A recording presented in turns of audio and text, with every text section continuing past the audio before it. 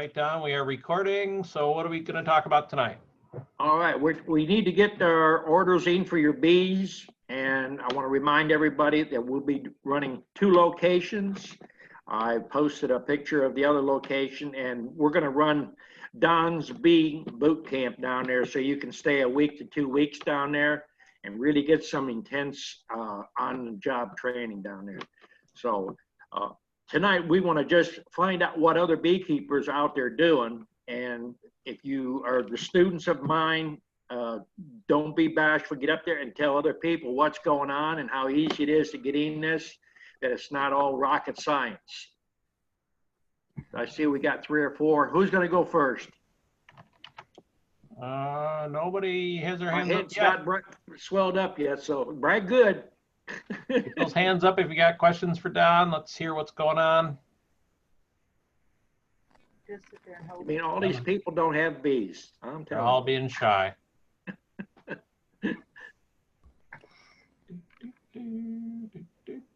Me. Okay, John Zirkle. Go ahead, John. Hey, good evening, everybody. Happy holidays, Merry Christmas. I don't know about anybody else, but I feel like the weather's been difficult for the last 2 or 3 weeks to get everything done you need to get done in the hive, and I feel like I'm a little behind. I'm just curious if anybody else kind of feels the same way. They feel they're ahead of the game or behind the game or right on time. Well, does everybody check their hives now, or do you even go out in the bee yard? No hands up. I'll tell you how I do, because I do a lot of them. What I found works the best for me is I just walk up and down the rows, and I look at the entrance, and I'm looking for dead bees. I'm looking for wax cuttings. That's an indication that you probably got robbed out. Your hive is dead. That's the quickest way. There's no point in opening a hive up, looking inside. I mean, the best thing to do is lift it up from the back. If you got weight in there, you got bees going in and out, your hive should be all right.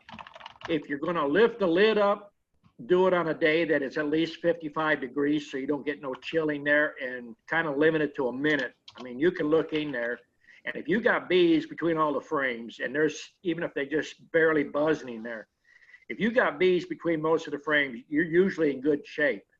But if you lift a hive up and it's super light, or it's like an empty hive, there's no weight at all, then, you know, if you got bees in there, the easiest thing is going to be just drop some dry sugar down between the frames. That's what we do. If you got a warm day and you have a bunch of bees in there and there's no weight, the next best thing to do would be get a honey bear or a mustard container, a ketchup container, fill it with honey and pick a frame out next to your cluster and just spray in some honey. That's a good emergency way to put them, you know, a little bit of weight on them. So somebody else got some questions, let's get on their questions now. Coming up in a new year, we want to go in there good and strong. Paul, I don't know what your Santa, reindeer, beekeeper. He's got his turn signals on. A little bit of everything going on there. Go ahead, Paul. You know, the past month, we've been having some crazy temperatures. You know, it's hot, it's warmer, it's cold, and I'm sure moisture is going to be a big deal this year. Well, are you feeding, or are you just let them do what they're doing? No, I mean, I got plenty of food on them, you know, but I'm concerned, like what you were saying, if they're light and we got a cold day, you know, and I got to pop the lid off to get to add some food to them. You know, I'm just concerned because at that time they're all up at the top. Well, I see people posting where they're trying to put pollen substitutes in now. It's not a good thing to do that right now. I wouldn't even try to do that until probably February. Right now, dry sugar, because your temperatures fluctuate up and down, and you need to keep a good eye on them because, you know, you have a cold spell for a week, 2 weeks, and then it goes warm for a day or two. They will consume a lot of honey. It will surprise you how much they can go through fast. Yeah. Can you put granulated honey on them, Don? I've never tried granulated honey. I suppose it would work if you scraped it out of the jars and just kind of mound it up. It wouldn't be any worse than, you know, sugar there, because sugar will get just like that from the moisture of the hive coming up. Yeah. Because I have some granulated honey. I mean, some of it fermented, but I figured I'd use that to feed back to them. If you got fermented honey, I wouldn't advise feeding it in the wintertime. You could probably get by in the springtime or when you got, you know, a good weather, you know. Yeah. Dry sugar works good. Now, I had a few people, I was reading some posts, people like to put sugar on top of parchment paper. I've always used either like a Scott's paper towel or just plain newspaper and, you know, a cup or two. Personally, I just drop the sugar down in the back of the hive. That's what I do. Will they move down to get it if it falls to the bottom board, or? Well, if you got solid bottoms on it, it's going to hold it there. And then if they're moving around, you know, if it's clustered up tight, they're not going to move, you know. Yeah. But then, you know, the only alternative you'd have is to put honey with a honey spray bottle or a squirt bottle. But if they're clustered up, I wouldn't try to open it up and break that cluster or move it. You can damage the queen this time of the year if it's too cold and they're clustered. Yeah. Well, so far, I mean, they're doing good. I lost 2 hives so far, but they were probably weak hives to begin with. So. Well, everybody should be check their queens. You know, the first part of November, you should be checking queens.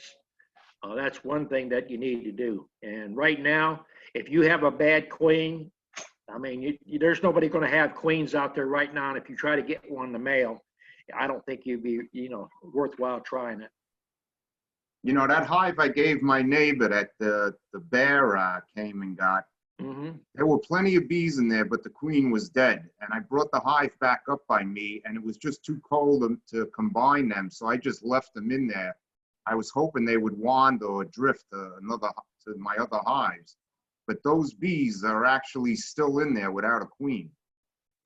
Well, they probably won't survive. If you got a frame with very little brood on it, if you're wanting to take a chance, I would take a frame with the least amount of brood on it and look in there to see if you got any eggs and put that in the center of the cluster. But I look at hives different than most people. If they get that bad, I just let it go. Yeah. And start fresh in the springtime. Yeah, and I was just hoping that they would drift to the other hives, but they stayed in there, and I was pretty sure there was no queen in there. But wintertime, I don't find that they drift that well.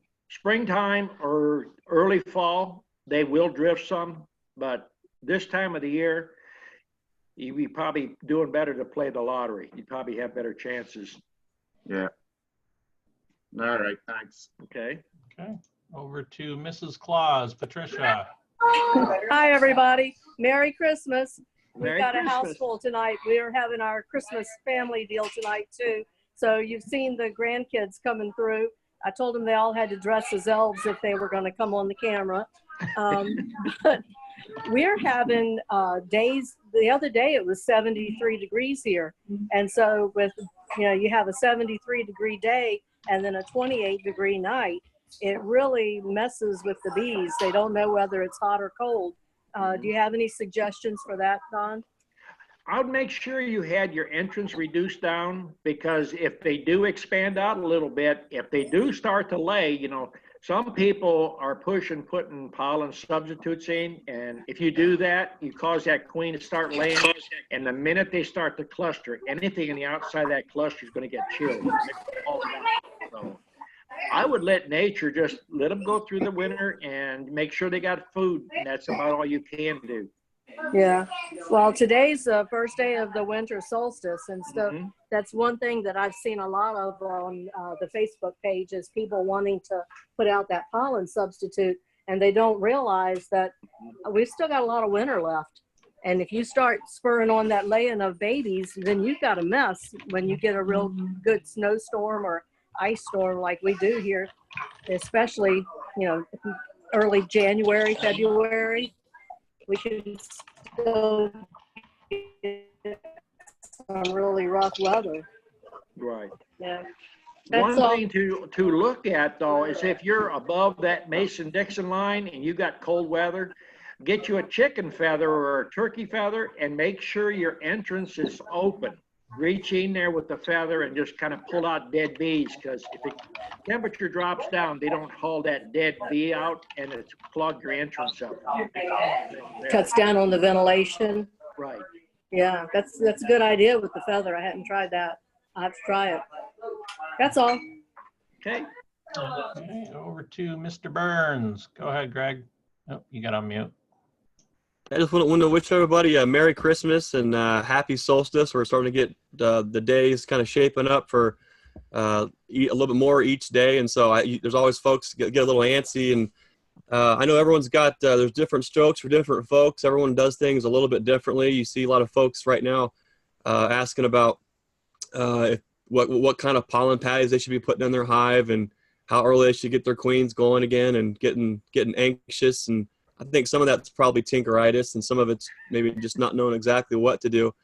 Up here in Ohio, we run nothing but Dawn stock. That's all we have in the yard. I guess up here, I'm kind of the mind of there's nothing that you can do now that you haven't already done or prepared for at this point. And I'm sure you guys have heard Don say that too. So we try to get everything right up to about Thanksgiving, get them some dry sugar as far as a backup plan. Going in and checking on hives, I'm not sure what good that's going to do. You're not going to be, moving anybody around. You're not going to get you a new mated queen. So you're kind of just going to get in there and usually cause more problems, I would think, than anything. But if you're selling queens and nukes, you can get some kind of idea of kind of where you stand on inventory is about the most beneficial thing that you can do. And you can, like you've heard Don say, you can do that by, tapping on the hive, listening. I've got one of those super over expensive FLIR cameras where I can take a little sneak peek in there. But I'm not sure there's a whole lot you really can do right now, other than the best thing you can do is probably start to get your rear end in gear for the springtime, because it always gets here too quick. And there's never enough of anything, kind of made. But that's just kind of my thoughts up here in Ohio is if you're not much you can do at this point other than get ready for spring. And then kind of learn, from your mistakes from last year, the things that you did well, and see if you can repeat those and keep some of those hard lessons learned away. Also, just want also to let folks know, we're kind of closing in on the last part of this year to get package orders in. We're delivering Dawn stock up again through Tennessee, Kentucky, Ohio, Pennsylvania, West Virginia. We're taking orders now for packages. You can go to naturesimagefarm.com, place that order. It supports Don. It supports his student, which is myself. It supports our small family farm and apiary. And so we definitely appreciate you guys taking a lot of phone calls this week, folks, that are going to come down and see Don, and they call and have questions and all that. We're always happy to help folks, do better with beekeeping, go down and see Don, things like that. So if we can help you, definitely let us know. So Merry Christmas, Happy Solstice, and Happy Holidays. One thing to think about is if you got 5 hives, build you 10 to 15 more boxes. If you got 20 hives, get you 60 going, because you're going to need them. You got another 2 months to get that done. Greg, do you want to announce the winner or winners for the? Oh man, I wasn't quite expecting such a turnout here. It's going to make it hard to see. We've got, looks like we've got Ernest, the Santa Claus Reindeer King, it looks like here. We've got the Sand Schaefer boys looking good. Got Pat and Leon, the whole crew's looking nice. They got a whole spread there. Is that just for tonight, Pat, or is that oh, it was for your family Christmas party? Just for tonight. Just for tonight, yep. Oh, man, okay. We got my daughter built a smoker for my scenery, and the grandkids colored the cottage. My grandkids did that, and the daughters helped us. I'm elf on the shelf. Oh, wow. Beekeeper on the shelf. I'm beekeeper on the shelf because, so, yep. Was that just for tonight's costume? Yep, just for tonight. Wow. Yep. Let's see. Paul looks like a beekeeper, Yeti, reindeer. He's got a dog, too. Look at that. He's got the beard ornaments and everything. Jeff, he had a partner there too. I think Jeff, you had a bee there flying around with you there, I think. There you go. Nice. Let's see. John Zirkle, he is definitely a convincing Santa Claus. Look at that. You got a future there. KP, that looks like a Mickey Mouse meets a bee meets a Santa Claus. That's pretty good. E, of course. You got the what is that there? What is that hat thing? Nightmare Before Christmas. That's it. Okay. Don's got the cap on. Got the B-Man brand, the B-Man family looking good too. Man, let's see. How many is there a first, second, and third place? Or is there a first place? Or what are we doing that? We can do 3 if you want. 1, 2, and 3. Okay. Let's see. I gotta give the most creative award goes to KP. I've never seen anything like that. I say he gets the most creative. Let's see, number 2 and number 3. You can't really beat the effort Pat and all them put into that. I mean, that's impressive right there. So I like, and they got the grandkids in there, and the kids got to win. So let's give them the second place. And I think the most, I'm just going to say weird, but also cool. And number 3, I like Paul's Yeti beekeeper reindeer assistant pug get up there. So that's my first, second, and third, and everybody else ties for 4th. All right. Question though, Pat, to see if you disqualified or not. Are you sitting on a shelf? Yes, I was. Not Yes. was. You have to be on a shelf right now. Let's see. Hang on. There's my. I don't know if I can get it into the picture. Okay. Hang on.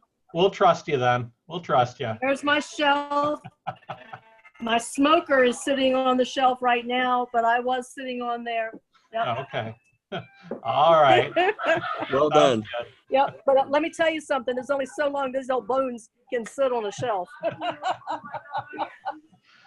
Very nice. All right. You guys, I'll contact you after the chat tonight. All right. Looks good. All right. Back to questions. Linda Webster, go ahead. Okay. Am I unmuted? Yeah, go ahead. Okay.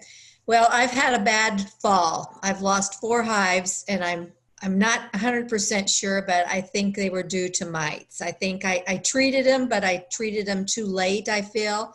And it was like there was one day they were good, and then the next day I found all these dead bees in the bottom of my frames. I used the screen bottom boards, and I noticed they weren't buzzing anymore, and so I opened them up, and I had all these dead bees in the bottom of the boards. And I had the plastic things underneath that where you do your mite count. I don't know for sure what it's called, that white sticky board, and it was just covered with them. So I've got 1 hive left that's doing well, and I put pollen patties in, which now I guess I'm going to go back and put sugar instead of the pollen patties to assure they got food. Hives that had a lot of dead bees on the bottom, did you pull any of the frames up? The frames up and look at them? Yeah. Did you take any of the frames up, look at them? Yeah. They were Was there empty. any bees with their heads all the way in? No, butts I know what sticking you're out? saying, that they were starving, but no, they were just laying in the bottom dead. What about the ones on the bottom? Did they look wet, or they look dry, or they look sort of dusty with talcum powder like on them? No, it was No. just laying there.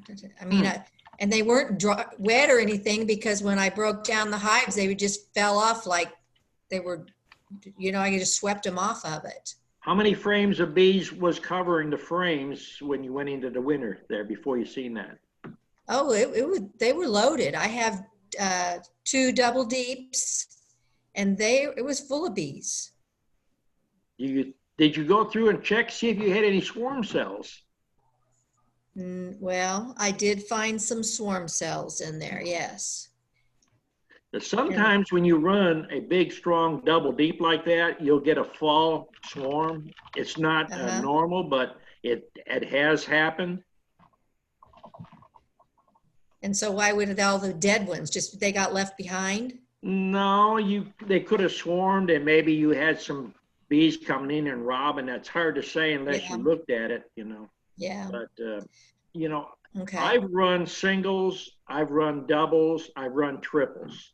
And I lived up north and I found out that a 5-frame or even an 8-frame single seems to go through winter so much better than if you had a Yeah. double 10. It just, you have to experiment around to see what's going to work the best for you. Okay. Well, one question I had, I know it's too late to treat for mites now, correct? Because of the temperature variation? Where do you live? Missouri, central Missouri. If you get enough. And what I used was the little trays. I don't have the oxalic acid. I used the trays that you said are on top of the brood box. But I've tried to get that guy that's got that easy vape to get one from him, and he's not taking any orders till after the first of the year, but I'm definitely going to get one of his. But in the meantime, do I just sit and hope for the best or what? I have not a lot of good experience with those trays because they seem to do a little killing. If you don't get a chance to do much treating, worst goes to worst. You can mix up a dribble. I don't recommend it because it's harsh on the bees.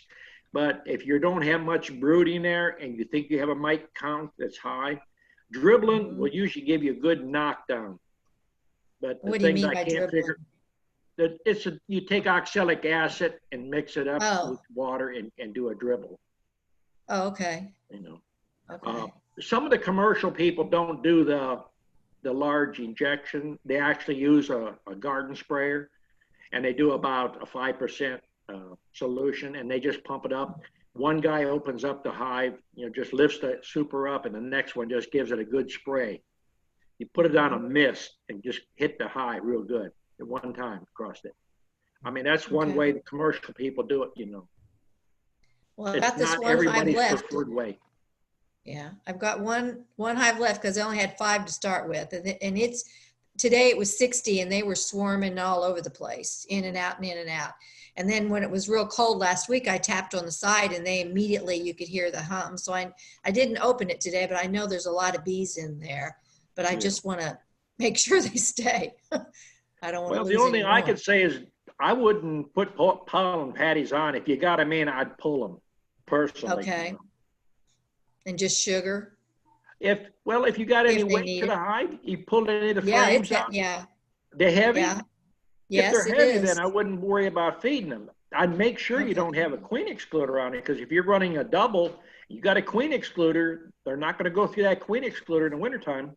I don't have a queen excluder on it. I never use them. Yeah. I don't okay. like them. Some people leave them on and they forget about them. Nope. I Okay, think well, next year what I would do is I would try to run singles or try to do a lot of Okay. splitting from the stuff in the fall. Because usually going in the wintertime, if you got 3 hives rather than 1, if you lose 2 of them, you're still ahead. yeah, You got to play numbers in the beekeeping business. I know it's depressing. Well, it ain't as bad as if you had a hive, a yard out there and you lost 50 or 75. know. I mean, I things could be know. worse. Beekeeping is a learning curve, and no one person has all the answers, believe me. I lose bees too. Anybody that tells you that they got bees and they're a beekeeper that don't lose bees, they're lying. Believe All me. right, well, thanks. Okay. Okay, Jeff had a question next. Go ahead, Jeff. Okay. I think based upon what Linda was talking about, I had one fall swarm, I guess the best way to put it, sometime in probably 3rd week of September. I discovered it after, of course, when she put them in the shed, and I noticed that the bees that sometimes come out of the hive and that had decreased appreciably, and so I did an inspection. What had happened is they must have tried to make a queen, but that time of year, no drones, and they'd snuck out on me in September somewhere. It was kind of interesting. I was kind of a little bit curious about whether or not I was doing that same time frame. I was doing the vapor treatment, and I was thinking that I was wondering whether one can over oxalic acid them with the vapor. I mean, let's say if you got 2 deeps And I usually just break it about every 7 or 8, 9 days, break up following the mite cycle, assuming you have them. But this time I drilled a hole in the back and pumped the vapor in from the back this time. And it appeared to me from looking at the hive frames that they vacated that lower box after that vapor treatment. Well, did you block your entrance in the front? Yeah. Oh yeah, that was all blocked. I have not seen much of a difference if you fog them or vapor them from the front or the back. I mean, yeah, I was just kind of curious about that because when I went through it, I didn't notice. Well, the swarm, I found the swarm cell where it was hidden. There were 2 of them, so there may have been 2 swarms for all we know. I didn't find any queen in the hive itself. Matter of fact, it was fairly clean, and you could see where they had marched off with their own honey reserves from one of the lower honey frames. But it's kind of, you can think you got a lot of bees in there, but if there's no queen, of course this is the north, we're way up here in Maine, but obviously you can get a false reading. So you almost, I guess the lesson for me on this, I got to be a little bit more aggressive in early September getting into that brood box. Yeah. And double checking that I don't have any hidden swarm cell in there. You can get them. As far as over treating with the oxalic acid, I probably mentioned on a few other chats, I talked to people all over the place, and I talked to a guy in Europe. Oxalic acid has been used for years, and they've had good luck with it. And he set up a test yard, done one of them once a month, then he went to once a week, and then he went actually 3 times a week. He said he tried to do what they said. If you use too much oxalic acid, it would kill the bees. Right. He said, once you have no mites, you're just wasting your time, but it didn't have no bad effect on it. Okay. Just inconvenience of have to treat them. Yeah. You know, you should know your hive. If you don't have a symptoms of the mites, then, you know, every 3 weeks should be enough as a maintenance to it. Yeah. Yeah. One thing is to always look at your bees when you're pulling your frames out and see if they're nice and shiny, see if they got any, you know, like damage to the wings, like they've been singed, or bad legs on them. Sometimes you can see that. I mean, that's things I look for. If the hive looks healthy and they move good, usually you're in good shape. Right, right. Okay. That's all. It's a trial and error. All right, over to Pat. Go ahead, Pat. Yeah, hi everybody again. Well, first of all, I made Krupnik for Christmas. It is honey flavored vodka. It's a Polish traditional drink. I highly recommend it. It's like lemon candy. It's really, really yummy. With more that turned out really good. Krupnik. Is that why you're naturally rosy right now? And no, my daughter put some blusher on me before we started on the camera. Sure, she did, Pat. I've been out in the frosty air. Well, for the girl that lost her hives, I'm really sorry that you lost your hives. But one thing that people don't understand, that white board that's got the 1-inch grid on it, that is, can you guys go away? Carly, can y'all go away? That 1-inch grid is part of your integrated pest management, or an IPM board. And that is for mite count after you've done your treatment. So if you want to keep your hive warm in the winter, change that screen bottom board out for a solid board rather than putting that cardboard insert in, because you've still got a pretty good sized air gap at that, between that and the bottom of the hive. So if you're trying to keep it warm, just switch it over to a solid board. Where we are here in Virginia, I leave my screen bottom boards open all year and don't have any problem with that. So it just depends on your location as far as that. And also, if you're interested in the oxalic acid dribble or some of those other methods, if you're looking for the exact measurements and the exact temperatures and all, Dr. Randy Oliver, a scientific beekeeper, is doing the current research with the treatments for oxalic acid and some other things. And he has exact amounts and the exact temperatures and time of day, because that's his main research. So what we tell you here and what Don says is excellent, but if you're not sure, you don't remember exactly what we said, Scientific Beekeeper, you can look there anytime, and his measurements are pretty accurate most of the time. And that's all. I'm sorry about the background noise. Slap those little elves. I did, but they took my candy cane and ran. So Nice. what can I say? Keep drinking, Pat. All right, over to Eric. Go ahead, Eric. Hey, we're starting our commercial bee business as well, and we're known as Hanyak Honeybees, and we are selling Don stock. He got us a good start last year, and we learned an awful lot, and I need to get faster. But one thing we tried, we used a lot of Don's hive top feeders. I think we're running 145 of them so far, but one thing we tried, I don't know if anybody else has done this, I'm assuming so, but as far as feeding in the winter, we take the ladder off and we pull the tubs out, and I take the ladder and put the screws in there so that same ladder stays in that box so you don't lose it, since those screw holes match up perfectly. And we're trying 1.5 inch like foam board styrofoam, and we lay that in there, and then we put the loose sugar on top. And some of them we think the sugar is probably actually going to act like a nice insulator itself. And we just put that in on that board. And then you got that open hole where they can go up there and feed if they'll find it. We're just trying something there where it's a little easier maybe than trying to get that newspaper in there, which ends up being a mess in the spring to clean up. But anybody else tried anything like that?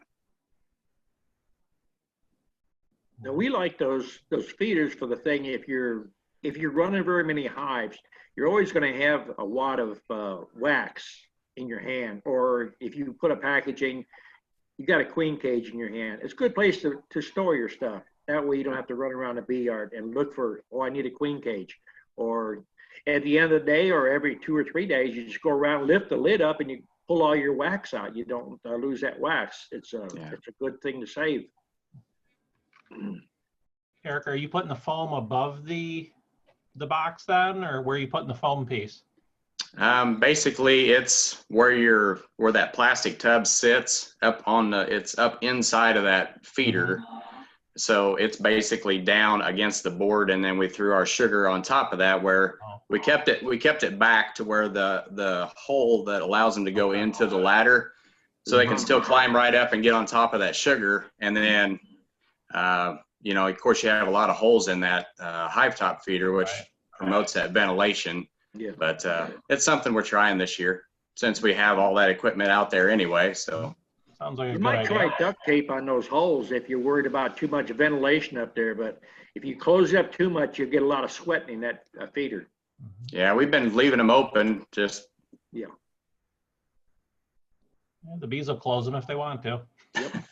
Yeah, I've seen that. Mm-hmm. That's all we got. Okay. Over to Paul. Go ahead, Paul.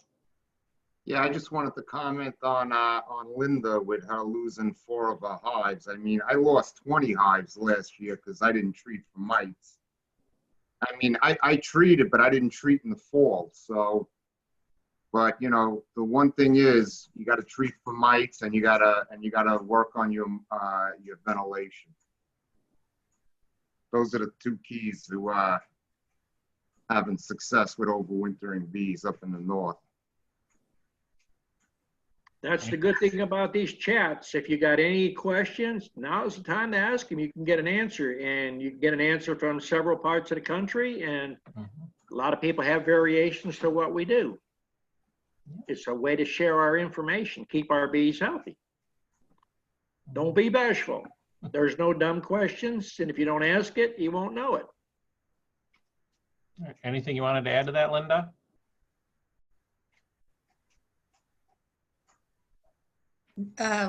No, I guess just live and learn. Okay, all right. And anything else, Paul?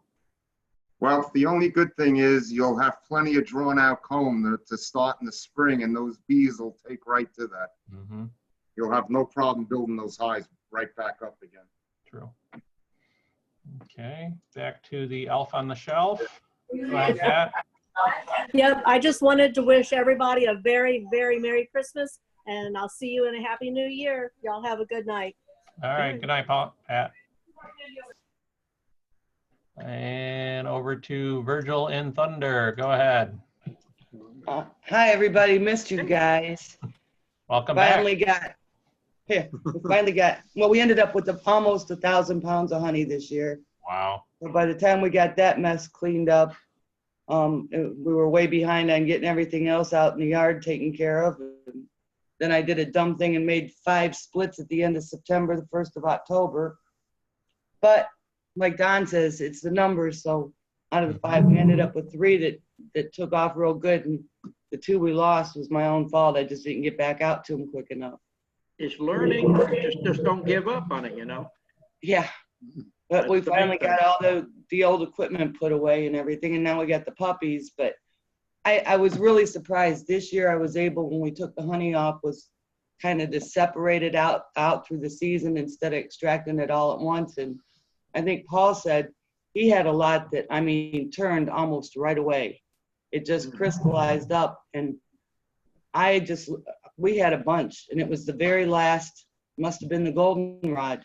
And is that normal? I mean, I tested the moisture content, and we were well below 18. Everything was capped, but it's just crystallized up. It looks like creamed honey. It's not the moisture that matters as far as the crystallization, it's the sugar content. Mm-hmm. That's what makes it turn. And I know the goldenrod is notorious for that.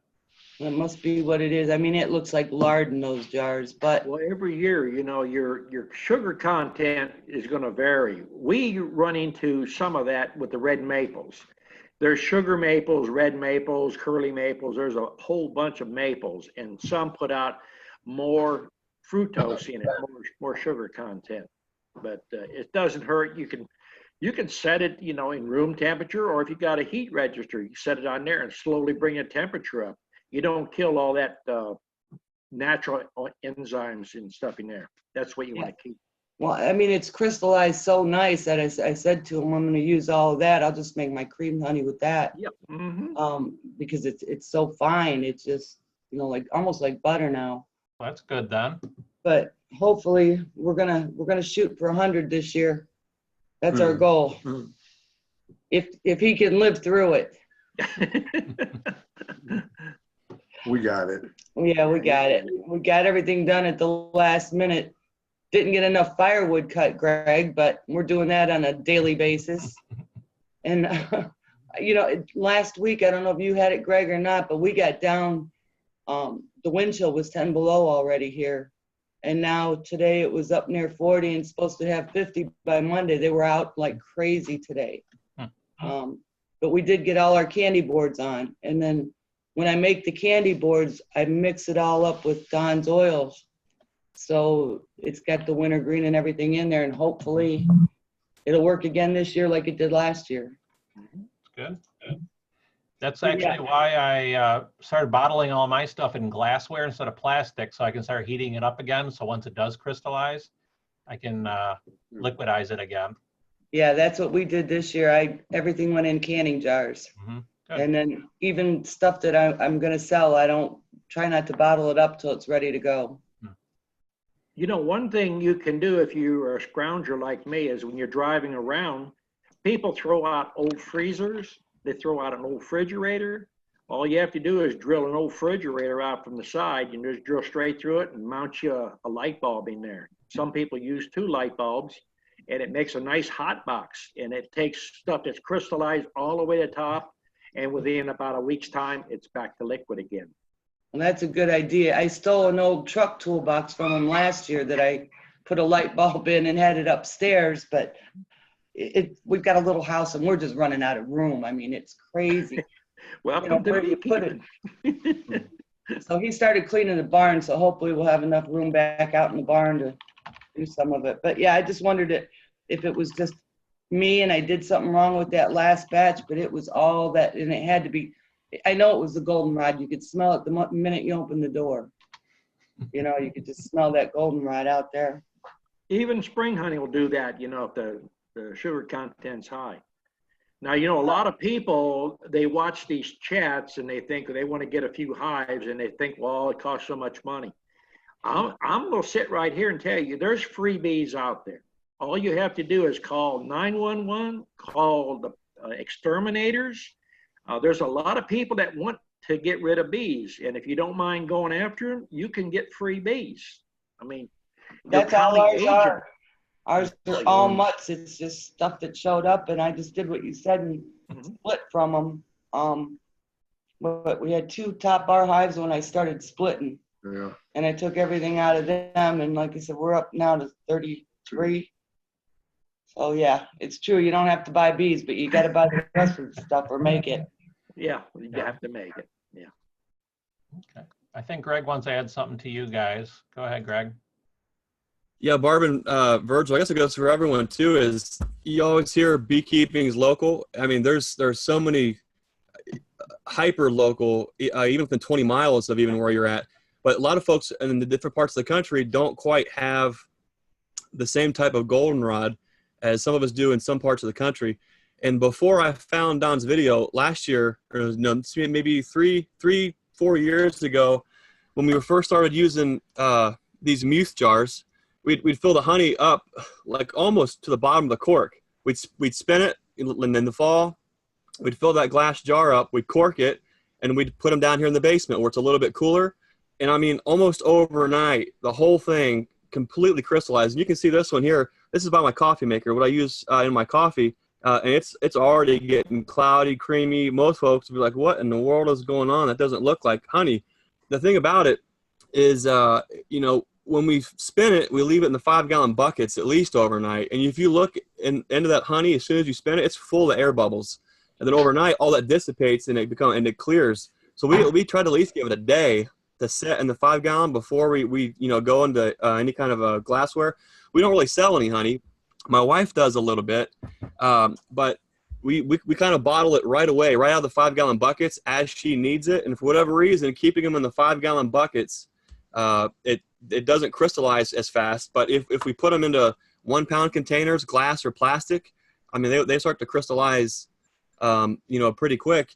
But this, I'm constantly still seeing posts all over Facebook, different groups where as soon as anyone posts that their honey is crystallizing and it's oozing out of the caps, that it's all fermented honey and it's all gone bad and it's all this.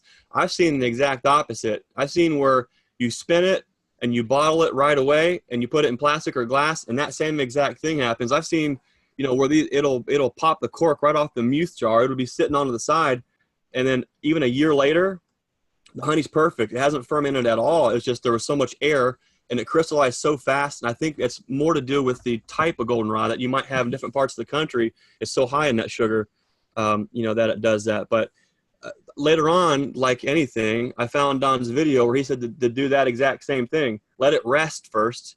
And you've seen Don's videos where he'll fill his jars, leave those, loosely capped, and then dip out of the top to dip all the crud and anything else that builds on top.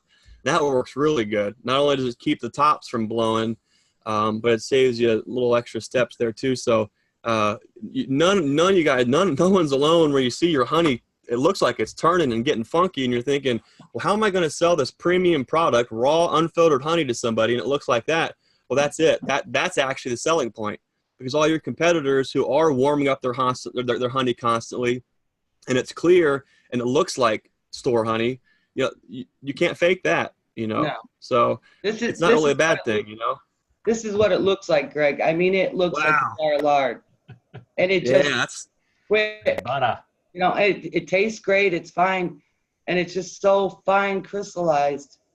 But and we did let them set. We once we spun it out, we put everything in 5-gallon buckets, and then it was a couple days before we could get back to them to start bottling them. But it was just funny because last year we didn't have anything really crystallized. But we took most of it all off at the same time and kind of mixed everything.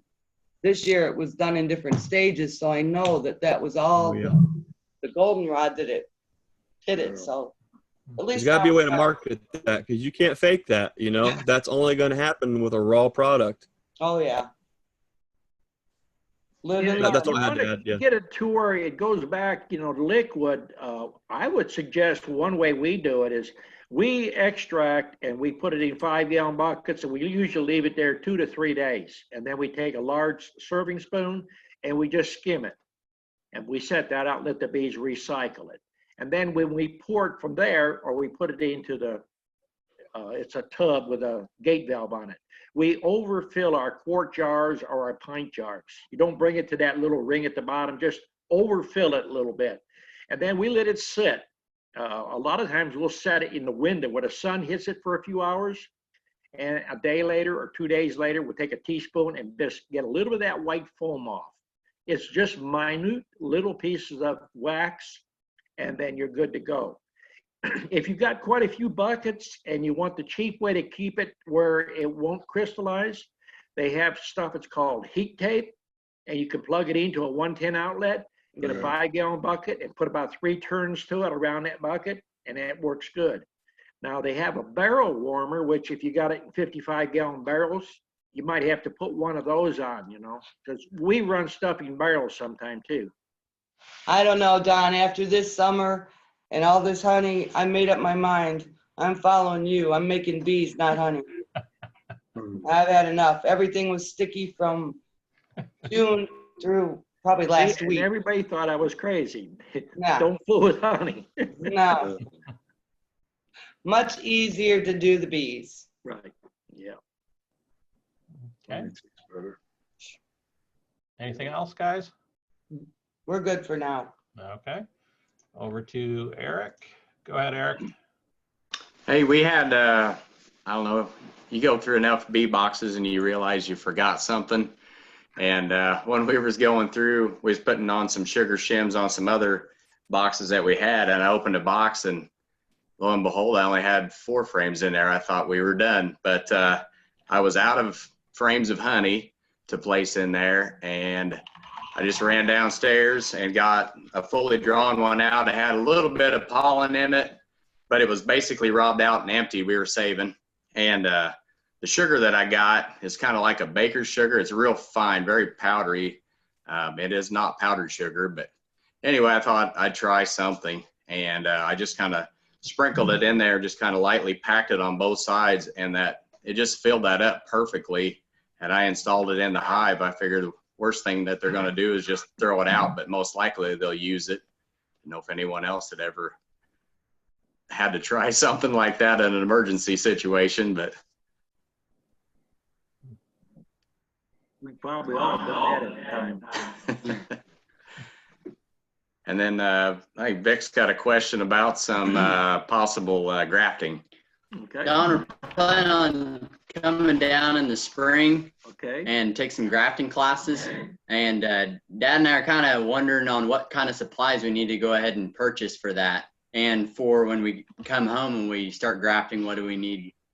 I think what I would do is I would wait till you come and look and see what we do. If you're going to buy the Chinese grafting tools, my suggestion is look for getting them on a sale. Buy 10 or 20 of them. Because if you buy 20 of them, more than likely you're only going to have 1 in there or 2 that is decent.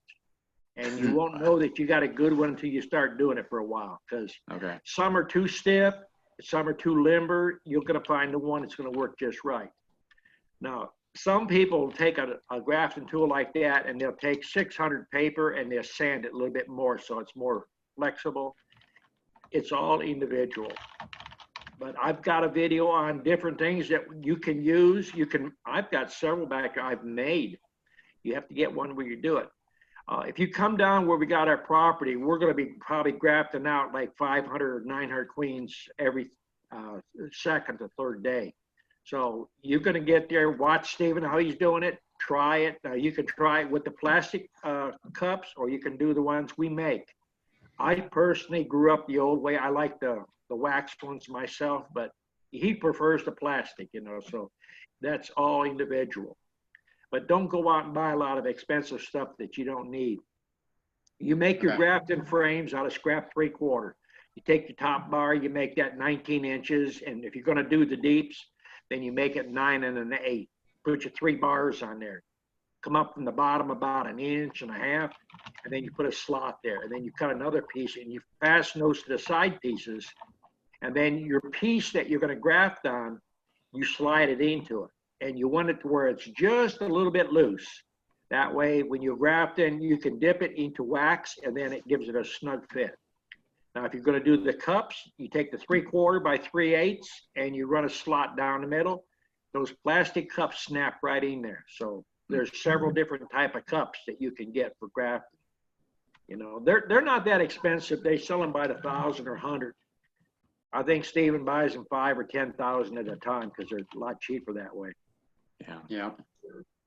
What do you use to help your vision? I know at my older age I'm getting where it's harder to see that small stuff. Do you get like a big magnifier? Or? Yeah, I've got one that's got an LED light in it, or something like a fluorescent. It's a round one, and it fits right up over the table.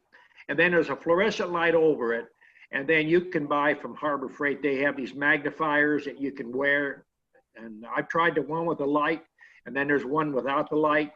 The hardest thing is to focus through that magnifying glass and then move your hand from one when you put it into the cell cup, and then you go back and you graft it from the frame. Okay.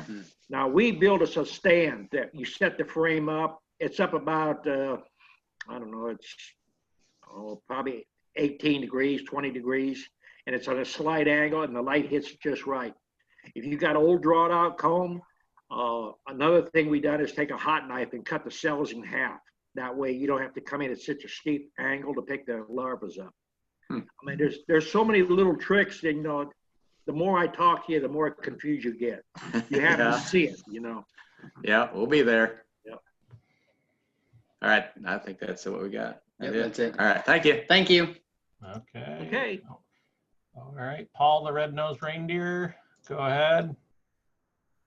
Yeah, I just wanted to mention what Virgil was talking about before. I mean, I had cases of honey crystallized in the jars. I mean, but getting back to what Greg was saying, some of that honey did ferment on me. I mean, that was honey from 2 years ago that I had still in boxes. But when I opened those boxes up and I saw that honey coming out, I was like, what the hell? I figured it expanded, but I opened one up and it was fermented. But, did you have that fermented honey? Was it completely capped? I don't remember, Don. I might have taken some uncapped frames. Like I said, it was from 2 years ago. All of my honey this year was perfectly all capped. It was all good. See, if it ferments, then you have high moisture content in it. Or you can leave honey sitting in a honey room and let it sit for a few days. It will pull moisture out of the air. But now I've done some videos out here and I've showed people how to check. If it's half cap, maybe even 3/4, and there's some that's open and the cells are full to the top, you take the frame sideways and give it a shake. If it doesn't come out, that's the way the old beekeepers done things before the moisture meters and all that high-tech stuff there. That's the way we done it. But if it doesn't shake out, or if it's fully capped, the only way it's going to ferment is you got a moisture content problem. Or you could have had jars that wasn't sanitized or had a bacteria in them. Yeah. If you use jars, if you buy them by the case and you store them, you could have mold spores in the air if you store them in your basement. I mean, that's a possibility. Yeah. If you're going to do jars, if we do jars, we usually take the seals, we put on the jar and just lightly close it just to keep them fresh. Or you can run them through a dishwasher and bring the temperature up on the jar, sterilize them. But that's what I think you got. You got maybe spores in there, or you had some moisture in there. Because I have honey right now. My niece come over and we was going through some cases of honey in the basement. I had some that's got comb in it, And I've got some that is about 4 and 5 years old. Now, some of it's 4 and 5 years old. It's fall honey. It's dark. It's only got about a ½ inch of like crystallizing in the bottom.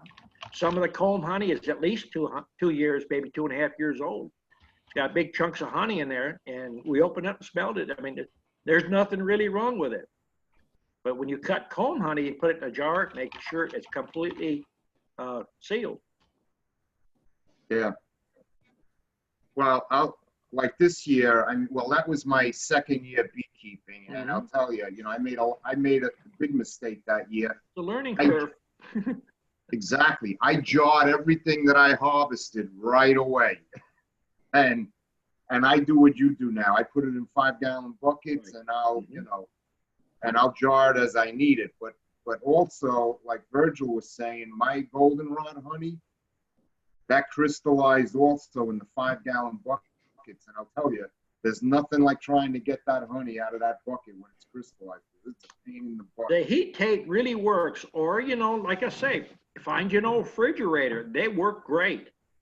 What you want to do on a refrigerator, though, you can use them for grafting to hold your cells and stuff. Get you a thermometer, a digital thermometer, and put it in there.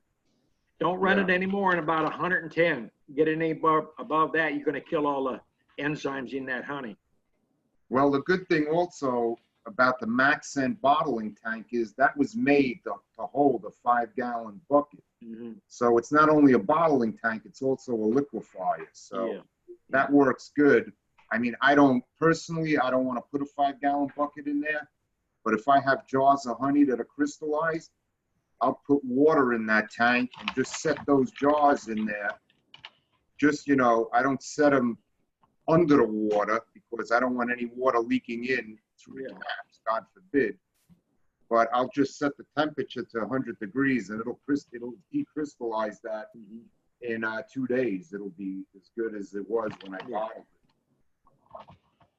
So I just wanted to mention that. Okay. Over to Ernest. Go ahead, Ernest. Yeah, good evening, everyone. Good evening. You're just talking about all this crystallized honey. We take that and make honey butter out of it. And you take that and put it over into a food processor and turn it on to it gets nice and white. And take that out. You can put it right in your container and set it in the refrigerator. And then when you have toast, you take toast and put plenty of butter on it. The reason we don't mix butter in with it is it'll get rancid in a week or two. But this year you can leave it in the refrigerator for weeks or months. And you take that out and you got the butter on the bread already, and then you put this honey on and it don't run off. You can put a 1/4 inch thick all the way across it. And I've got some in the refrigerator now, and it tastes like honeysuckle. And bees don't ordinarily work honeysuckle, but if it rains and the honeysuckle kind of tilts over, they will collect that. So it's excellent taste, though. Don't worry about your crystallized honey. You can take it and spin it, and you can get a good price for it if you want to go sell it. You just look in the store and see what they charge for that. So that's one way you can use your honey, and you don't worry about it crystallizing. Just let it crystallize. Well, if you got honey that is starting to ferment, I've had mead makers want to buy it. So you can get almost as much for that starting to ferment as you do premium honey. Yeah, well, mine's not fermenting. I use a refractometer, and if it's down to like 16%, you're good. A fellow in our club, he pulls it when it's none of it's capped. He sets it in a room and puts a dehumidifier in, and he brings it down to it gets down to 16%, and goes ahead and bottles it. So I would worry about that for as it's being made, just frame after frame, So you can do it, but you got to get that water content down. And like you said, Don, if you leave that set around, it'll take on moisture. So the key thing, if like you shake it and it don't come out and you take it right and bottle it, I don't think you'll have much trouble with it fermenting. Okay. So, oh, another thing I was thinking about is, and I think someone already mentioned it, you got to really check on your bees because of the up and down temperature. Those bees is using a lot of fuel to fly in and out, and you know, they're more active, and I think you mentioned on last week, if it just stay down about 40 degrees or lower, you know, that'd be okay. But ours, I think we're supposed to get close 60 degrees in the next couple of days. Yeah, So one day they're good, the next day they're starving. Yeah, yeah. So that's just something I was thinking about. I think every subject's pretty well covered here tonight. Someone's got to have a good question yet before we go. Any last questions? We got 9 o'clock on the dot right now. Get those hands up. Going once, going twice. I guess that's it. If you guys want to stick around for the after chat, you're more than welcome to do that. But the next chat will be on January 4th of 2020. So we'll see everybody next year. Have a Merry Christmas. Thank you, Don. Thank you, everybody, for showing up, and thank everybody that's keeping bees and try to get other people in it. Everybody have a Merry Christmas and a Happy New Year.